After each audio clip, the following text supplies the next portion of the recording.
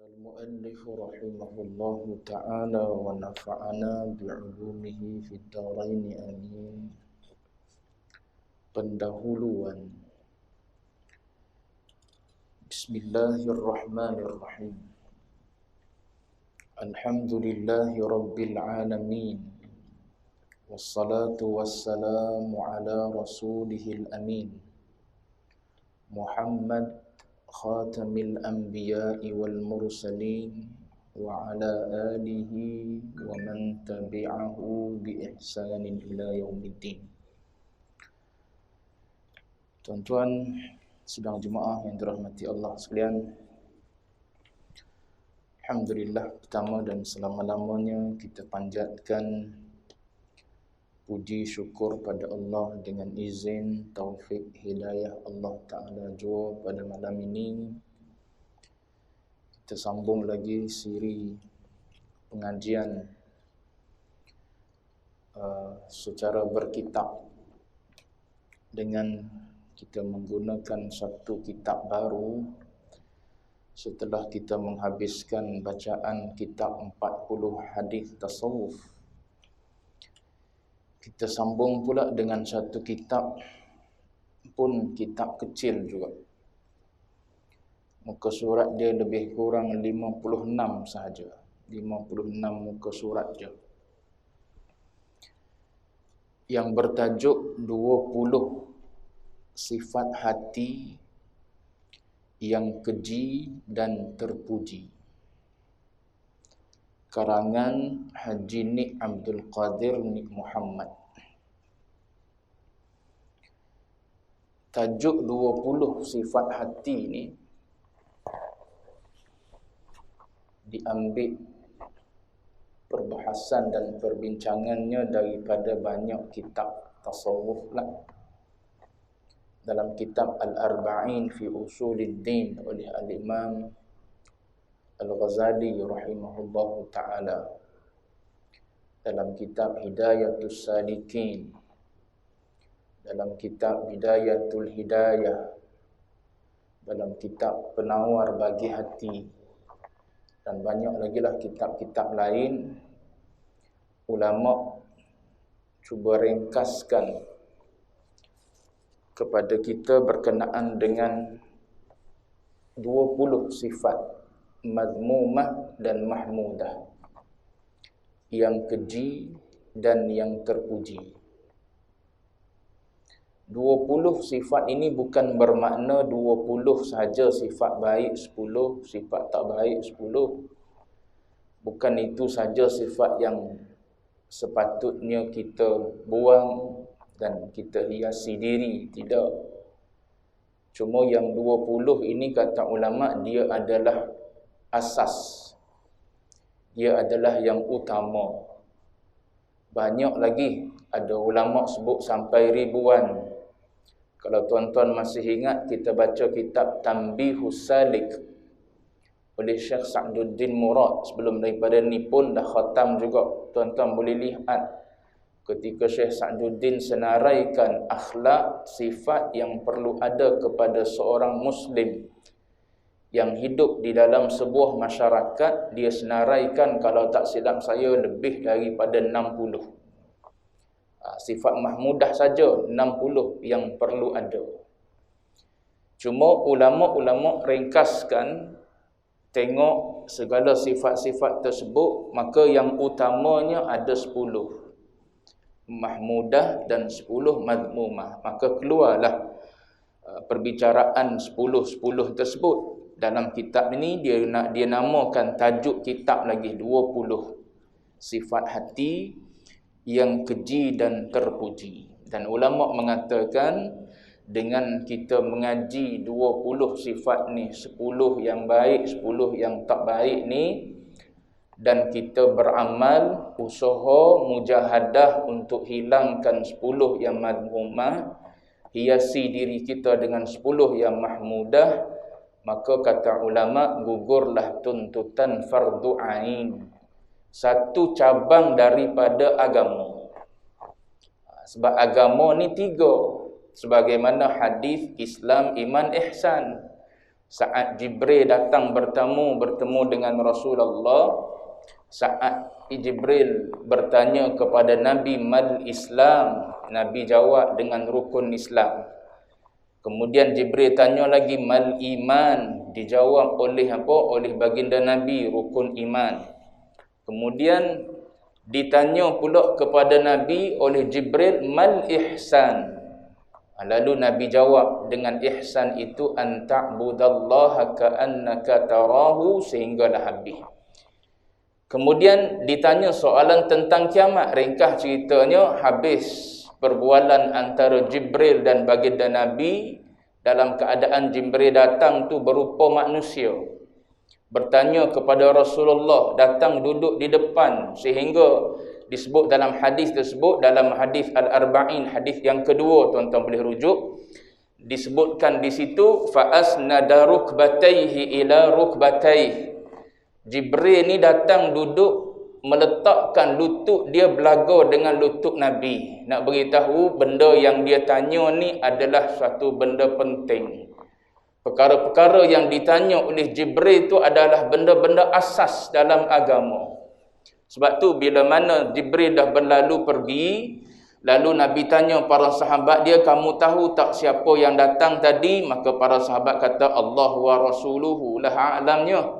Yang lebih tahu tu siapa? Maka kata Nabi, itulah Jibril. Yang datang tu kata Nabi, yu'allimukum dinakum. Nabi guna perkataan tu. Nabi kata dia datang pada hari tersebut, bertanya kepada aku tu, tujuan dia adalah untuk ta'limul ummah, nak mengajar umat.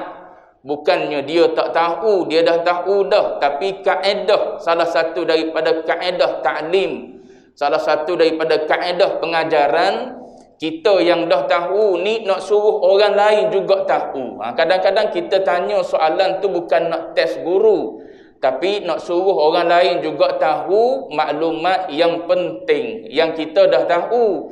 Tengok-tengok bila guru tanya, ada orang nak tanya tak? Tak ada orang nak tanya. Tambah-tambah Melayu kita ni, kalau buku memang tak ada nak tanya. Tapi dia duk tanya adik-adik belakang gitu. Jadi nak suruh orang maklum berkenaan dengan beberapa perkara isu penting dalam agama, maka Jibril mari dalam bentuk demikian, bertanya kepada Rasulullah. Tapi seriusnya dia sampai peringkat dia duduk di depan Nabi, belaga lutut dengan Rasulullah. Maka Nabi kata, itulah Jibril yang datang mengajar kamu. Kataan yang Nabi guna ialah dinakum, agama. Maka ulama ambil pengajaran daripada situ. 3 perkara tu adalah agama. Apa dia? Islam, iman dan juga ihsan. Itu istilah yang diguna dalam hadis.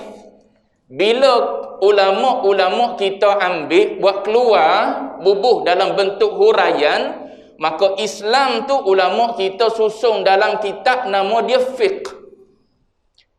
Iman nama dia usuluddin ataupun nama dia akidah, nama dia tauhid. Duk dalam kitab akidah, kitab tauhid, kitab usuluddin, ilmul kalam.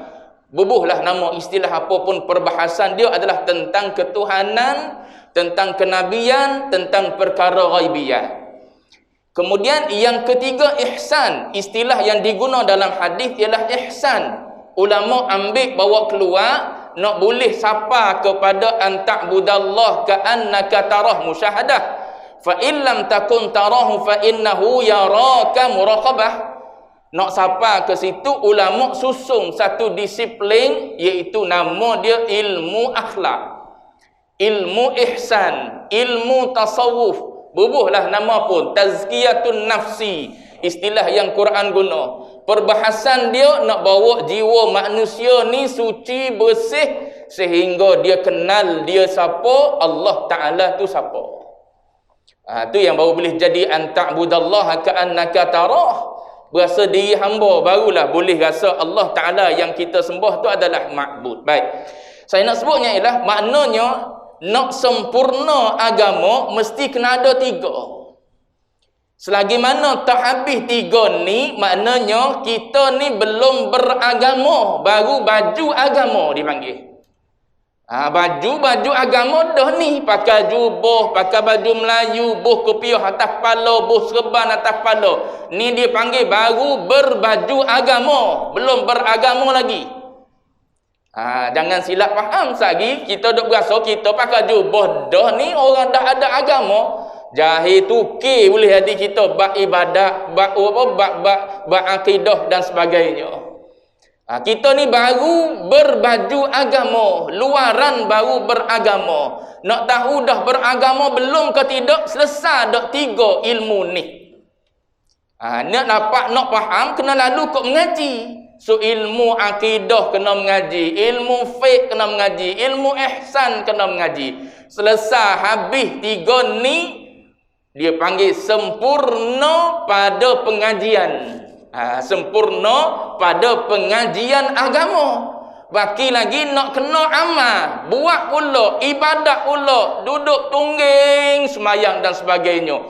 Tungging junjung perintah Allah Ta'ala, tunduk tak akak-akak kepala beribadat pada Allah Ta'ala. Tu baru dipanggil manusia ni manusia yang beragama. Kita amal ibadat tak tahu ke mana, salah betul lagi. Umur lama dah kita ni. Maka nak suruh cepat ulama pun susung kitab-kitab macam ni. Tak boleh ke ustaz kita mengaji melalui Quran dan hadis je? Boleh. Apa tak bolehnya? Boleh, sebab sumber semua daripada Quran dan hadis, tak ada sumber lain dah. Yang Nabi tinggal pada kita Quran dan juga hadis Nabi. Mu pegang 2 ni tak sesat tu Nabi sebut, dan ulama pun tak tinggal Quran dan hadis. Cuma Quran ni bahagian mana fiqhnya, hadis ni bahagian mana fiqhnya, hadis ni bahagian mana akidahnya, ihsannya mana, Quran ni mana ihsan dia, mana tasawufnya. Reti kau kita ambil daripada Quran. Sebab kita tak reti lah, ulama tolong susung pada kita. Ni satu disiplin ilmu yang wajib kamu mengaji. Ni pula satu disiplin ilmu yang patut kamu mengaji. Habis 3 disiplin ilmu tu kita mengaji, maka gugur tuntutan mengaji ilmu fardu ain. Lepas tu tinggal lagi untuk beramal pula. Beramal dengan sifat sabar kalau tasawuf, beramal dengan sifat syukur, beramal dengan sifat tawaduk, beramal dengan sifat apa lagi, dalam ni semua cerita nanti. Bila dah beramal dengan segala sifat-sifat mahmudah, segala yang fiqh ajar pada kita, akidah kita tahu Allah Ta'ala macam mana dan sebagainya, maka baru masa tu kita ni digelar orang yang mutadayyin, orang yang beragama. Kalau tidak, nama saja agama. Pakaian agama dah, tapi belum tentu lagi kita ni orang yang betul-betul beragama. Baik. Jadi ulama nak memudahkan kita, maka dia susunlah sebuah kitab yang ringkas-ringkas. Ni lebih ringkas ni daripada kitab penawar. Kalau tuan-tuan ngaji kitab penawar, muka surat kitab penawar 100 page. Yang penawar tu pula saiz dia pun besar, saiz A4 dah, lebih kurang. Yang ni saiz kecil. Lepas tu muka surat pula 56 page. Kalau baca boleh jadi tengah hari habis dah kalau baca sendiri. Kalau baca sendiri boleh jadi sampai pukul 12, start daripada pukul 8, pukul 12 habis 56 muka surat. Baki lagi faham kau tidak? Tu. Boleh kau baca sendiri sampai kita faham ni sifat ni, ni sifat ni. Maka kalau kita baca sendiri tak faham, maknanya perlu ada orang syarah.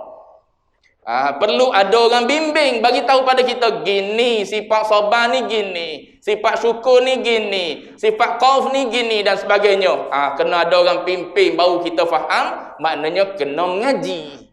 Jatuhlah mengaji tu wajib atas kita, fardu ain atas kita. Tapi kalau kita boleh faham sendiri dengan baca, sila, tak ada masalah.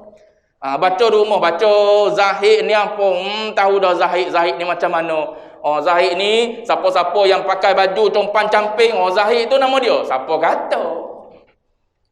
Mengaji bab zahid baru tahu, rupa-rupanya orang yang miskin kadang-kadang tak zahid dia. Orang yang harta penuh dalam rumah dia, yang tu boleh jadi lebih zahid daripada yang fakir lagi. Rupa-rupanya zahid ni tidak duduk di harta, duduk di mana? Dalam kitab akan cerita pada kita. Kalau setakat kita baca, kita tengok zahid lah dia tu, baju selah 2 je ada. Kita duk tengok dia gilir baju selah 2 tu lah. Lepas tu baju selah 2 tu pun kadang-kadang tak bergosok, bertampar dan sebagainya. Zahid sungguh kita kata. Padahal orang tu punya kedeku. Tu bakhil nama dia. Masuk dalam bakhil, sifat bakhil. Lain pula cerita dia. Jadi ulama tolong susung, kalau kita berasa boleh baca, faham sendiri, boleh amal sendiri, tak ada masalah baca sendiri. Tapi bila kita baca tak faham, payah nak amal, maka perlu kepada orang yang tolong syarah. Ulama tolong syarah. Kitab Penawar tu Al-Fadhil Ustaz Muhadir Jul tolong syarah. Kitab nama buku dia tu? Ada satu buku tebal dia syarah kitab Penawar bagi hati tu. Dalam Baridu Aikim duk baca kitab Penawar, tapi dia menggunakan syarah yang ditulis oleh Ustaz Muhadir Jul. Kalau kita berasa kita baca kitab syarah tu kita boleh faham, sila, tak ada masalah. Cuma yang pentingnya nak beritahu 3 yang tadi tu adalah fardu ain. Bila sebut fardu ain ni, ain tu maknanya atas kepala individu mukallaf. Bukan maknanya tengok orang ramai dah duk mengaji di surah Al-Karimiyah tu tak apalah kita tak pergi. Ada itu ilmu fardu kifayah, tak apa.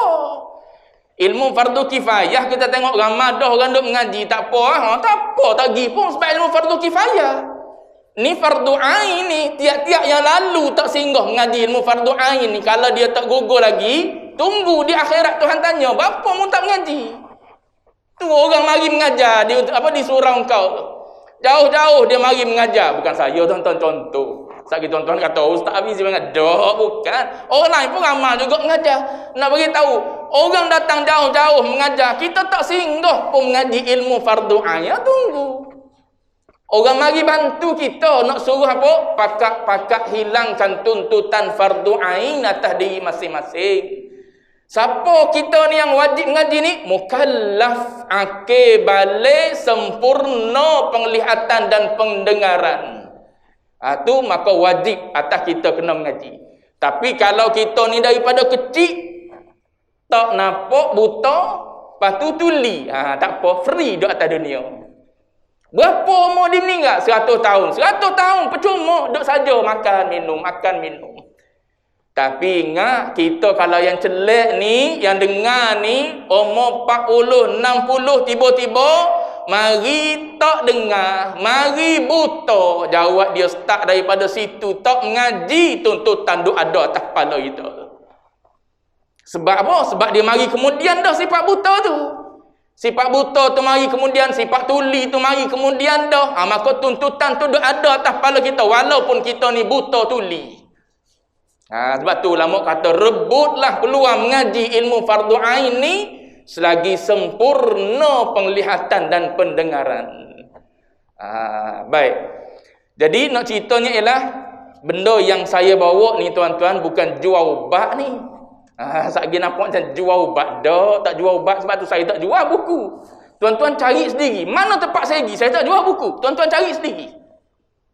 Saya bukan jenis saya buka boot untuk tuan-tuan beli buku yang saya nak baca ni ada. Tak. Saya tak buat gitu. Tuan-tuan nak, tuan-tuan cari sendiri. Nanti kan tuan-tuan kata, Ustaz ambil untung ke jual buku? Tak. Tuan cari sendiri. Saya bagi tahu je. Kalau tak ada dalam Shopee, tuan-tuan beli di yang mencetak ni, Syarikat Jaafar Awas, Kelantan, Kota Baru. Tuan-tuan telefon dia bagi tahu saya nak berapa nuskah, dia hantar. Nak fotostat sebab dia tulis dalam ni dilarang fotokopi. Dilarang fotokopi. So amanah kita dengan orang yang menulis, maka kita tak fotostat selagi mana ada. Kalau tak ada dah kita kira lain. Kalau tak ada dah kita tanya penerbit dia, ada lagi tak? Tak ada dah, dia kata boleh ke fotostat? Boleh, dia kata tak ada masalah kita fotostat. Amanah ilmu.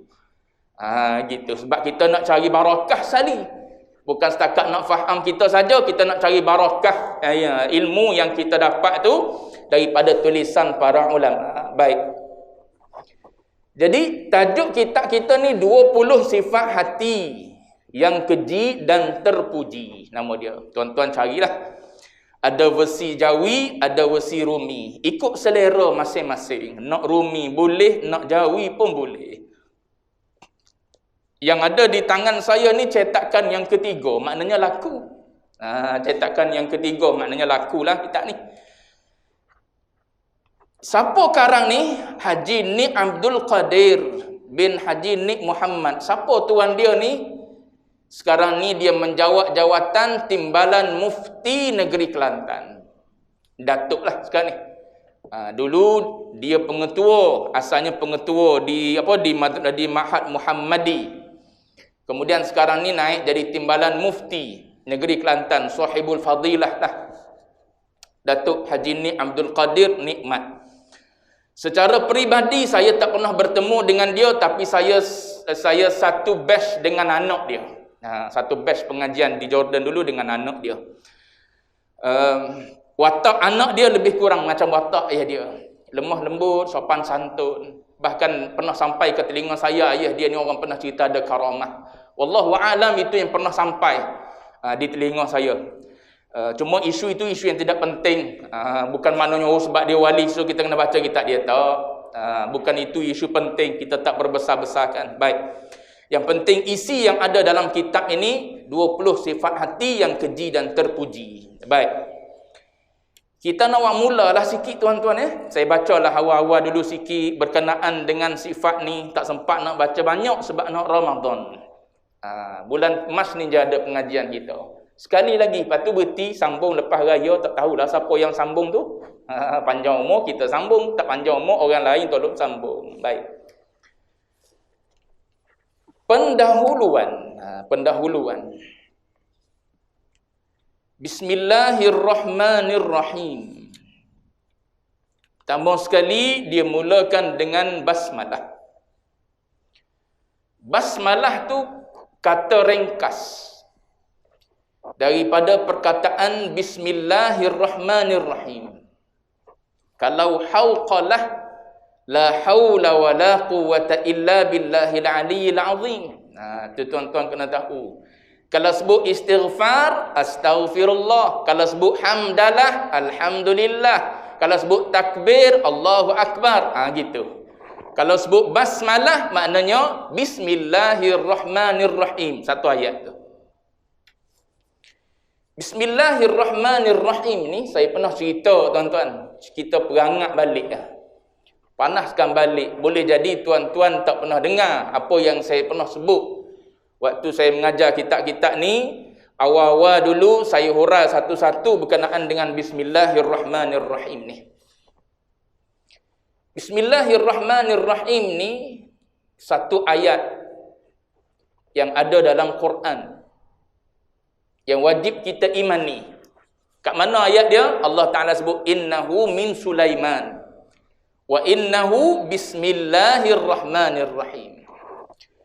Ada riwayat yang sebut Nabi asalnya bila hantar surat kepada pembesar-pembesar negara, Nabi tulis bismikallahumma.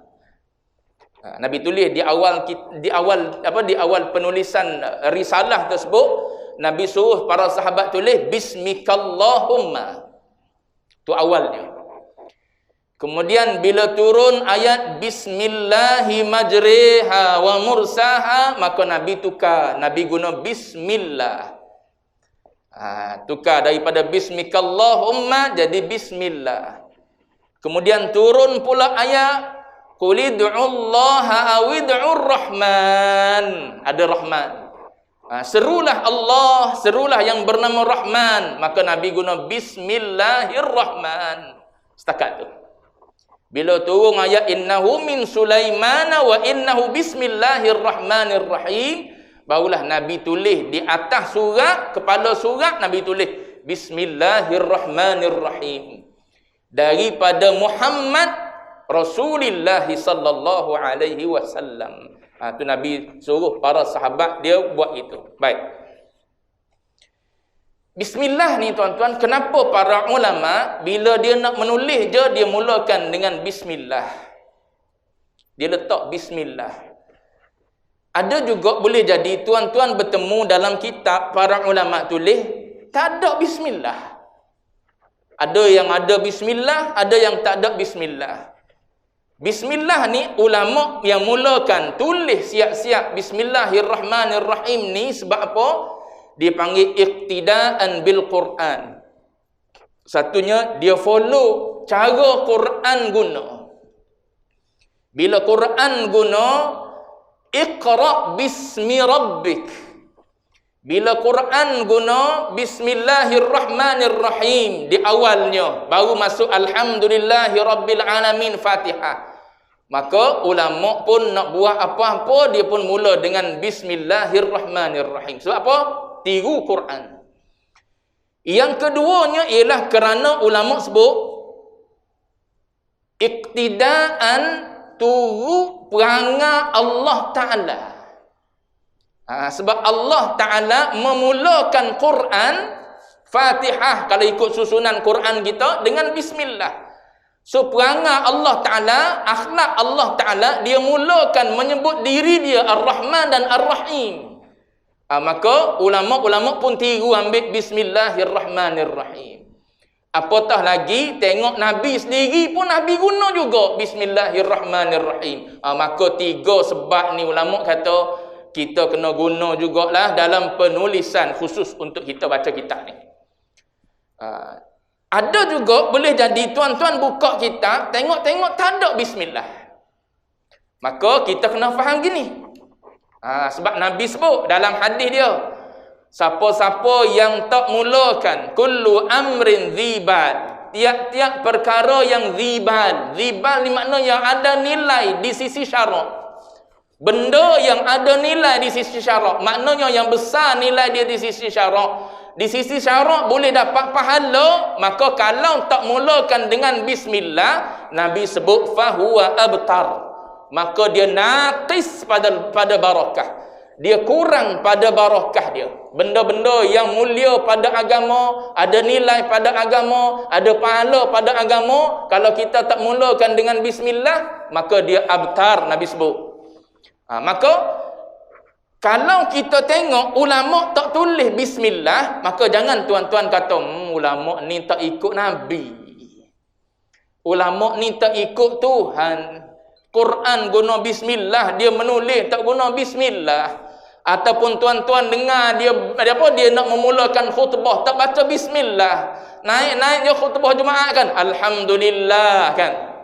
Tak ada bismillah khatib hari ni. Tak beradab betul. Contoh. Baik. Kita husnuzan dengan ulama. Bila mana kita tak nampak dalam penulisan, maka kita andaikan para ulama ni letak bismillah ni pada nutqan, la kitabatan. Dia tak buat pada nutuk, dia tak buat pada sebut, tapi dia buat pada penulisan. Ataupun dia tak buat pada penulisan, dia buat pada nutuk, dia buat pada percakapan. Maknanya sebelum dia nak menulis bismillahirrahmanirrahim, lepas tu dia pun mula alhamdulillah tu. Bukan bermakna dia tak tulis je dia tak baca. Tak, dia mula di lisan, dia hanya pada nutuk saja. Ada yang pada kitabah pun ada, pada mulut, pada nutuk pun ada. Pada buku kita tengok ada, pada sebut pun ada. Ada juga jenis macam tu. Macam kitab ni ada. Bismillah ada termaktub di sini.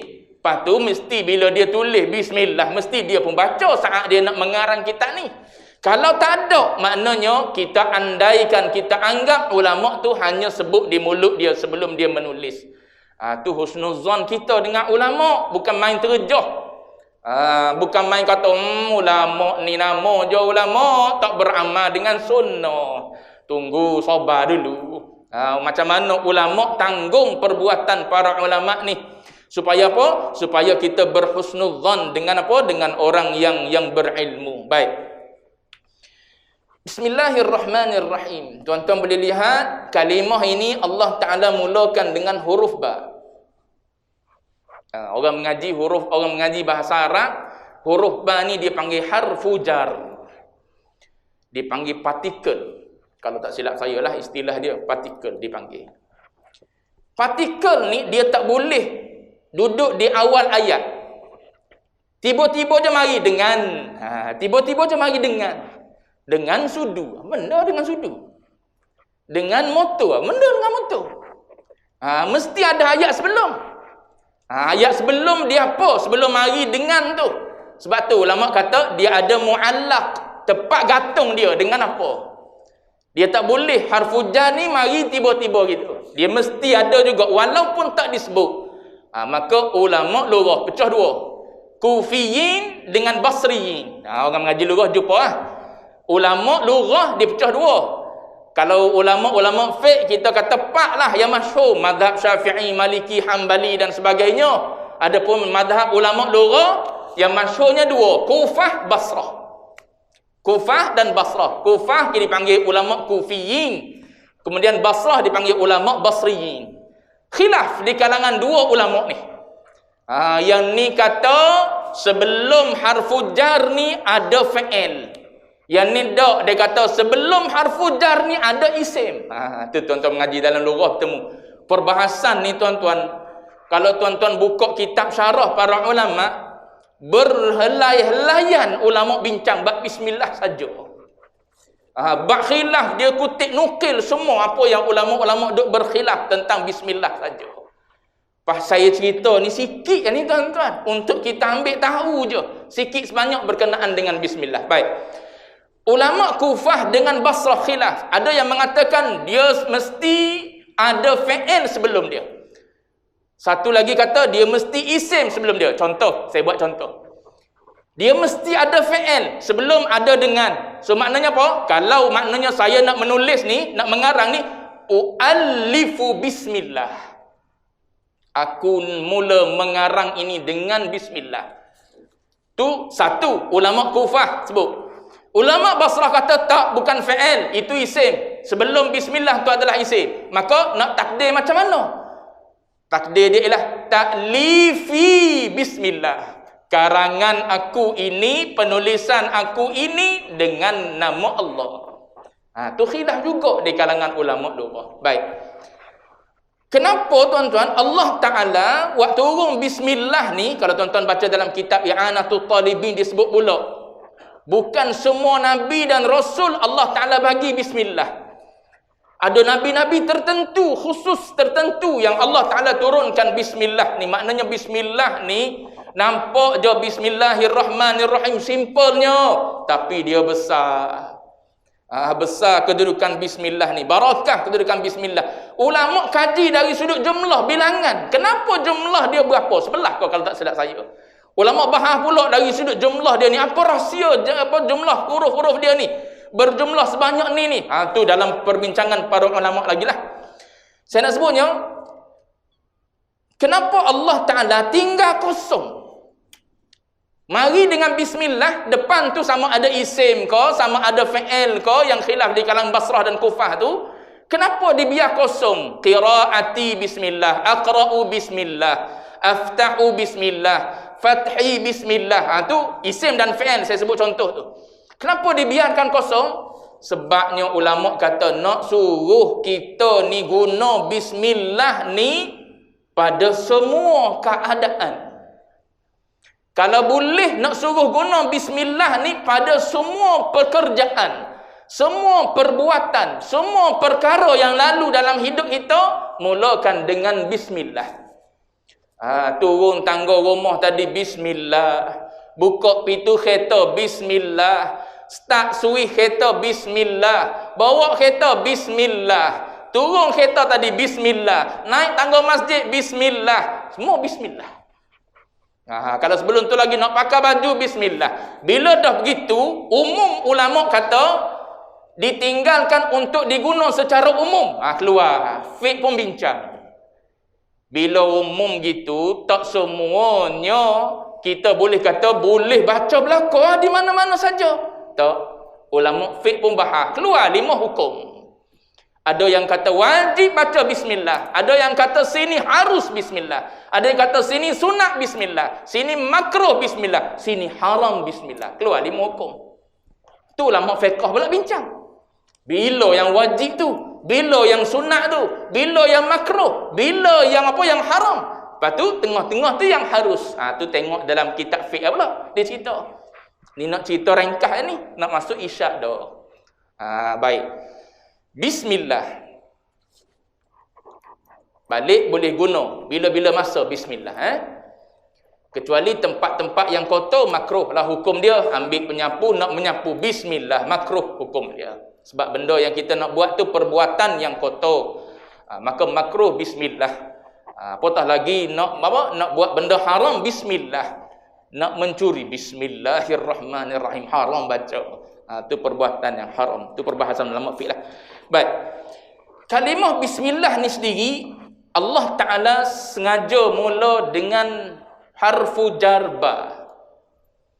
Ba ni tuan-tuan, kalau tuan-tuan buka kitab bahasa, ada 14 makna. 14 makna. Nak kupah 14 ni gak. Jawab dia, kalau boleh kupah 14, tuan-tuan mengaji 14 ni tentang ba saja, balik ni alim lah. Tuan-tuan boleh jadi mufti dah. Boleh ganti Dr. Luqman lah.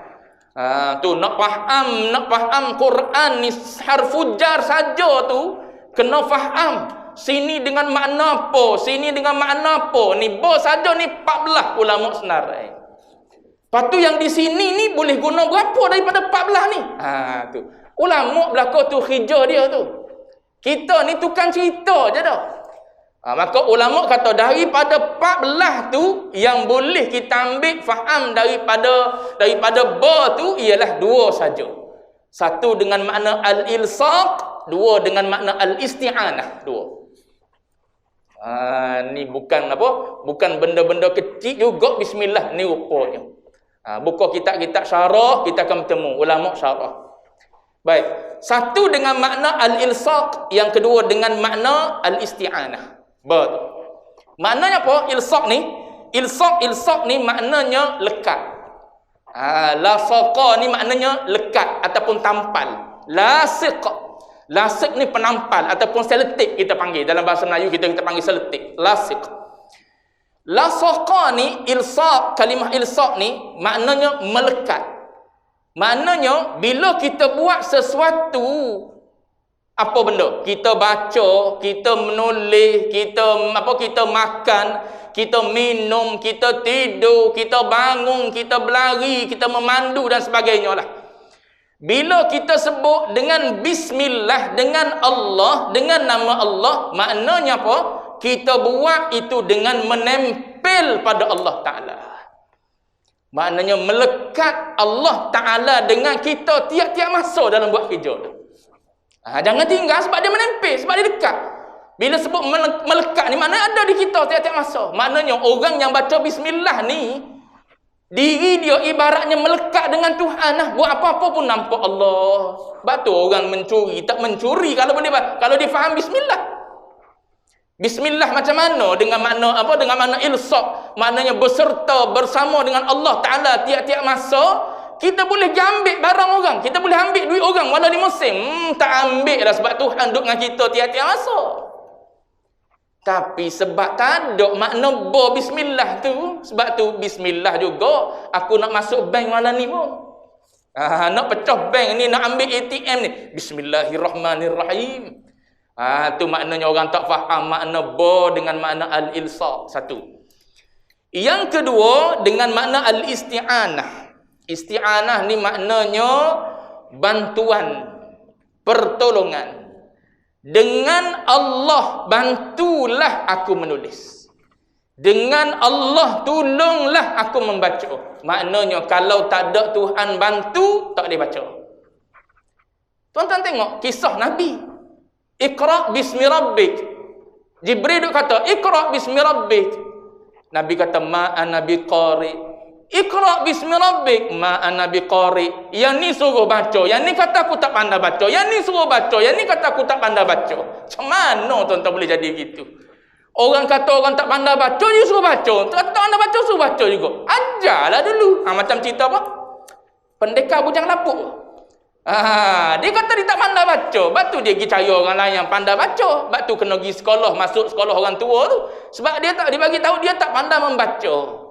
Bila suruh baca, tak pandai baca, tu yang keluar gambar kartun, gambar apa macam-macam daripada atas turun ke bawah dan sebagainya. Aku baca bunyi sajak, bunyi syair. Aku baca tak bunyi langsung. Tu. Sebab apa? Sebab tak pandai baca. Macam mana Jibril kata suruh baca, Nabi kata aku tak pandai baca? Jibril bagi tahu mengikut kemampuan yang ada pada dia, mengikut maklumat yang ada pada dia, Nabi ni pandai baca. Nabi pula bagi tahu qadar maklumat yang tentang ada yang dia tahu tentang diri dia. Dia tahu aku ni tak mampu baca. Sebab tu Nabi kata aku ni tak boleh baca. Bila mana Jibril kata Nabi suruh Nabi baca dalam keadaan dia tahu yang Nabi ni boleh baca, Nabi kata aku ni tak mampu baca kecuali Allah Ta'ala je yang mengajar aku supaya boleh baca. Maka lepas daripada tu barulah Jibril kata mu follow aku. Mu follow aku. Pas follow ni boleh reti dah kau kalau Allah Ta'ala tak ajar. Tak, sebab tu iqra' bismi rabbikal ladzi khalaq. Khalaqal insana min 'alaq. Sehinggalah 'allamal insana ma lam ya'lam. Yang mengajarnya siapa? Muallim dia Allah. Tu hakikat yang mengajar Allah. Kita boleh bercakap dengan pertolongan Allah. Kita boleh membaca dengan pertolongan Allah. Boleh suap makan dengan pertolongan Allah. Tu fungsi ba sebutir tu. Bismillah. Aku ni nak makan ni ya Allah. Nak ambil nasi ni, nak suap ni. Tolonglah bantu. Makanan-makanan yang tak baik jangan bagi masuk dalam perut. Makanan-makanan yang berkhasiat bagi masuk. Entah-entah kita makan, benda tu mudaratkan kita boleh jadi. Maka kita minta dengan Allah, dengan bismillah tu Tuhan bantu dan Tuhan tolong. Tu ba dengan dua makna. Cukup tu, buat balik dua butir tu dulu. Lepas tu kita sambung pula dalam kuliah yang akan datang. Ba kemudian kalimah isim. Bismi lagi kepada isim. Isim tu nama. Apa makna nama pula? Lepas tu baru masuk kalimah Allah. Apa itu Allah? Semalam duk viral berzikir dengan Allah. Allah. Nanti kita tengok Allah ni apa? Akan datang insya-Allah. Wallahu a'lam wa ilmuhul atam.